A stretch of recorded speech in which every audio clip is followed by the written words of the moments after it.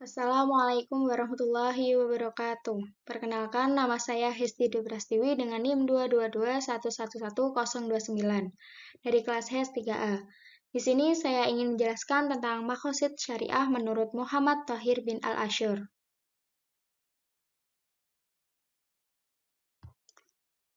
Yang pertama yaitu pengertian Maqasid Syariah.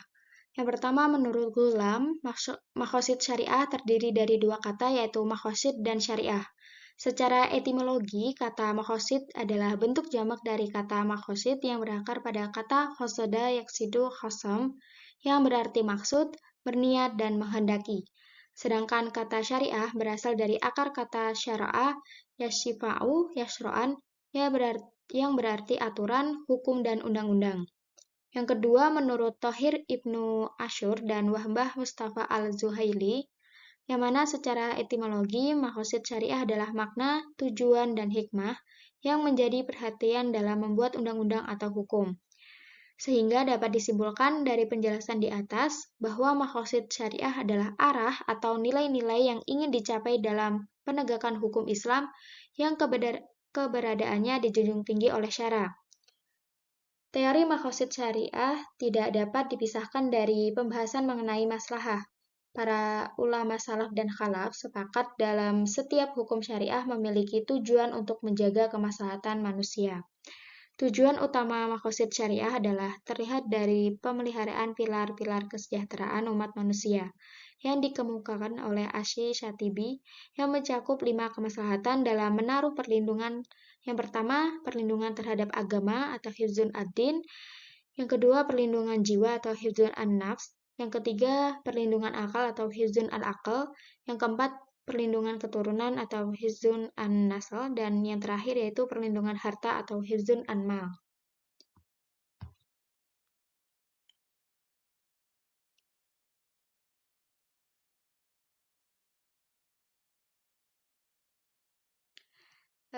Selanjutnya yaitu teori maqasid syariah menurut Muhammad Thahir Ibnu Asyur. Pandangan Thahir Ibnu Asyur tentang maqasid syariah ini lebih luas dari pandangan ulama pendahulunya, di mana menurut beliau ada 4 unsur yang menjadi landasan dalam membangun fondasi maqasid syariah. Yang pertama ada al-fitrah, yaitu merupakan suatu sistem yang diciptakan oleh Allah Subhanahu wa taala pada setiap makhluk termasuk akal, jasmani, baik batin maupun akhir.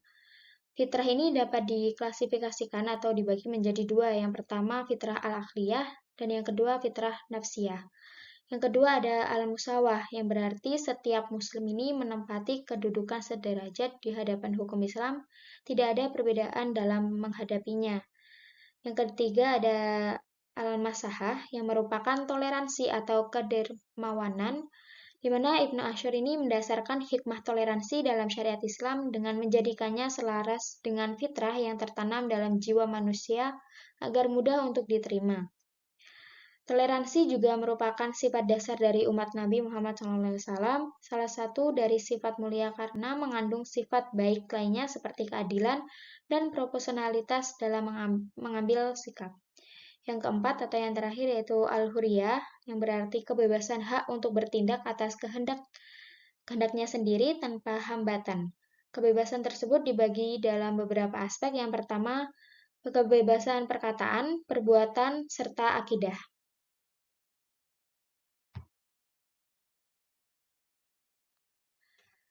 Selanjutnya itu dalam konsep pertamanya, Ibnu Asyur ini membedakan pemikiran maqasid syariah ini menjadi dua. Yang pertama, maqasid al-syariah al-ammah atau umum, yaitu tujuan syariat yang mencakup kepentingan dan kemaslahatan manusia secara umum, seperti menghindari kerusakan, persamaan hak asasi manusia, dan penerapan syariat sesuai aturan-aturan Allah Subhanahu wa taala. Selain itu, Ibnu Asyur ini dengan 4 syarat membatasi maqasid al-ammah, yakni yang pertama bersifat tetap, yaitu di mana hal yang dikaji ini tidak bergeser dan berubah. Yang kedua, jelas, yaitu tidak bertentangan dalam menafsirkan makna. Yang ketiga, terukur, berarti suatu yang mempunyai batasan rinci. Dan yang terakhir adalah otentik, yaitu suatu tujuan syariat yang tak terbantahkan karena perbedaan zaman, suku, dan daerah. Selanjutnya yang kedua itu ada maqasid al-syariah al-khosah an al-muamalat atau khusus. yaitu tujuan syariat secara khusus, yakni mengenai muamalah, misalnya maqasid syariah, hukum tata niaga, keluarga, penggunaan kekayaan, perundang-undangan, dan sebagainya.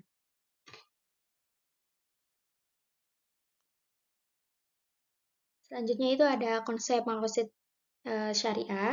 Karakteristik konsep dari pemikiran Ibnu Asy'ur ini lebih mengarah pada konsep yang bersifat baru atau sering disebut teori maqasid klasik atau maqasid kontemporer, di mana kedua teori ini menggambarkan perbedaan nilai antara pemikiran Thohir Ibnu Asy'ur dengan pemikiran para ulama dahulu atau klasik.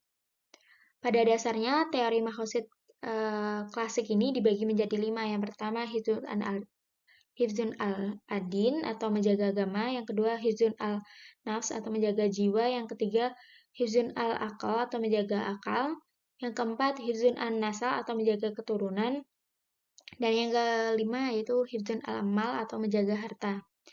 Kemudian pembaruan secara teori khosid kontemporer, yaitu yang pertama teori ini didasarkan pada perlindungan keluarga dan kepedulian yang lebih terhadap institusi keluarga. Yang kedua, tingkatan pola pikir dalam memprioritaskan perjalanan dalam mencari ilmu pengetahuan. Yang ketiga ada memelihara dan melindungi martabat dan hak-hak manusia. Yang keempat, menjaga, melindungi, dan menghormati kebebasan dalam beragama atau berkeyakinan.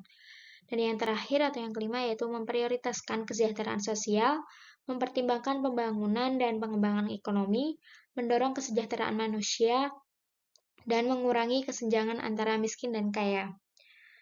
Nah, dari perbedaan nilai pemikiran tersebut dapat dilihat bahwa Muhammad Thohir Ibnu Asy'ur ini dapat melihat situasi pada waktu itu dengan memberikan dedikasi dalam pemikirannya terhadap maqasid syariah, walaupun tidak meninggalkan karya pada para pendahulunya.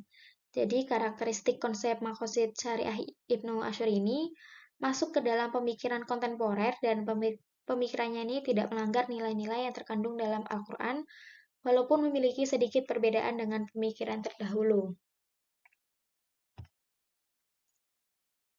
Dalam menetapkan maqasid syariah, Muhammad Thohir Ibnu Asy'ur ini menggunakan metode yang dapat dilihat dari metode ijtihad dan hasil ijtihad, yaitu ijtihad istiqra usuli, yang terdiri dari yang pertama yaitu bayani, yaitu upaya dalam menyikapi nilai dari pembicaraan yang terperinci dalam hal pembicaraan kepada mukallaf dengan bahasa sederhananya untuk mengungkapkan keraguan menjadi jelas. Misalnya agar keraguan dapat dihilangkan dalam nas-nas Al-Quran yang bersifat al-wadi ad-dalalah, yaitu dengan sendirinya dapat menunjukkan makna jelas. Yang kedua, tarjih. Membandingkan antara dua dalil yang bertentangan, kemudian mengambil dalil yang paling kuat. Yang ketiga ada qiyas, yaitu memadankan sebuah kasus yang tidak terdapat dalam nas dengan kasus yang ada hukumnya dalam nas, karena adanya persamaan ilat dari kedua kasus. Yang keempat ada maqasidi, yaitu untuk menemukan hukum dalam Al-Quran yang masih umum tanpa memiliki penjelasan secara terperinci. Contohnya yaitu mengenai sholat yang tidak ditemukan di dalam Al-Quran, mengenai bagaimana gerakan sholat dan sebagainya. Yang terakhir yaitu ada ta'abudi, yaitu memberikan kepada aturan yang ada dan kembali pada hukum yang berlaku. Contohnya adalah melakukan sholat maghrib 3 rakaat. Itu dijadikan karena sudah menjadi ketetapan Allah bahwa sholat maghrib dilaksanakan 3 rakaat. Kemudian ada kelebihan konsep maqasid syariah menurut Muhammad Thohir Ibnu Asy'ur. Konsep maqasid syariah yang ditawarkan Ibnu Asy'ur ini memiliki beberapa kelebihan. Yang pertama, terletak pada sisi metodologi dan penetapan ilat pada maqasid syariah al-khasah, di mana beliau menggunakan istiqra bertumpu pada nalar induktif yang yaitu dengan mengambil keputusan secara universal dari kumpulan Al-Quran dan hadis dan berpegang pada kejelasan makna, di mana keunggulan metode ini dapat menjadikan teks dan konteks sebagai objek kajian. Yang kedua ini dilihat dari segi pengembangan jangkauan maqasid syariah. Ibnu Asy'ur berhasil dalam mengembangkan teori maqasid syariah yang sebelumnya hanya kuliah dan juz'iyah, kini menjadi luas, yakni dengan melebarkan maqasid syariah ke dalam maqasid syariah al-khasah dengan tentang muamalat yang di dalamnya membahas isu makhosid syariah. Misalnya hukum keluarga, penggunaan harta, hukum perundang-undangan, dan sebagainya. Dan yang ketiga itu pada penetapan ilat pada makhosid al-syariah al-khosah, di mana beliau mengambil sampel ilat dan menetapkannya, kemudian memasukkannya ke dalam bab-bab tertentu, sehingga pembaca dapat mengetahui ilat yang ada dalam pembahasan. Selain itu juga ada kelemahan dari konsep makhosid syariah ini. Kelemahan dari konsep makhosid syariah,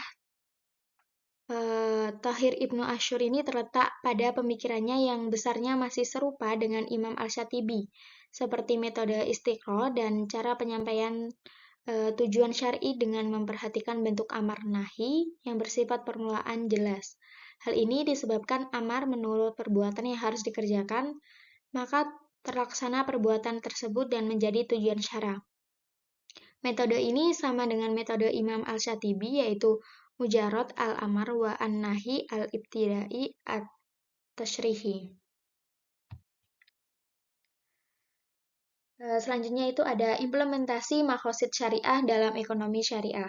Tujuan ekonomi syariah selaras dengan hukum syariat Islam atau makhosid syariah. Sebagaimana untuk mencapai suatu kebahagiaan di dunia maupun akhirat untuk menghadapi kondisi kehidupan yang baik. Oleh karena itu, dalam pembangunan ekonomi Islam ini tidak terlepas dari teori makhosid syariah. Menurut Muhammad Thahir Ibn Asyur, ia mengatakan bahwa mengabaikan pentingnya makhosid dalam syariat Islam ini adalah faktor utama yang dapat menjadi stagnasi dalam fikih. Makhosid syariah ini dijadikan sebagai acuan penunjang utama dalam mengembangkan barang yang dikeluarkan oleh bank syariah. Konsep makhosid syariah ini dapat diraih ketika kebutuhan dasar manusia dapat terpenuhi. Kebutuhan dasar manusia ini dibagi menjadi 5, yaitu yang pertama hifdzul al-din, yaitu menjaga agama, yang kedua hifdzul an-nasal atau menjaga jiwa, yang ketiga hifdzul al-aql, menjaga akal, yang keempat hifdzul an-nasal, menjaga keturunan, dan yang terakhir hifdzul al-mal atau menjaga harta. Di dalam praktik dan produk perbankan syariah yang secara umum terdapat nilai-nilai makhosid syariah. Di antaranya yang pertama adalah menjaga agama atau al-din. Hal ini Bank Syariah Indonesia menjadikan pedoman dalam membuat sistem dan produknya dengan didasari Al-Quran, hadis, dan hukum-hukum Islam lainnya. Yang kedua, menjaga jiwa atau an-nafs. Hal ini terdapat dalam akad yang diberlakukan di Bank Syariah dalam melakukan transaksi, di mana dalam praktiknya mencerminkan nilai jiwa dapat dilihat dari hubungan stakeholders dan pemegang saham bank syariah harus berpakaian sopan, beradab baik, dan lainnya. Yang ketiga, menjaga akal atau al-aql. Hal ini dapat dilihat dari bank selalu memberikan rincian sistem produk dan melarang dalam menyembunyikan aset, sehingga para nasabah ini diharapkan berpandangan luas saat melakukan transaksi agar tidak ada pihak yang dirugikan. Yang keempat itu menjaga harta atau amal. Hal ini dapat dilihat dari pengelolaan bank pada setiap produk untuk mengalokasikan dana nasabahnya secara wajar dan halal untuk menghasilkan keuntungan yang wajar. Yang kelima yaitu menjaga keturunan atau al-nasal, yaitu hal ini dicapai dengan menjaga keempat poin sebelumnya, sehingga dana nasabah yang dijamin kehalalannya akan menimbulkan dampak baik bagi keturunan yang dibantu oleh dana simpanan dan operasional. Demikian penjelasan yang dapat saya sampaikan. Apabila ada salah kata, saya mohon maaf yang sebesar-besarnya. Wassalamualaikum warahmatullahi wabarakatuh.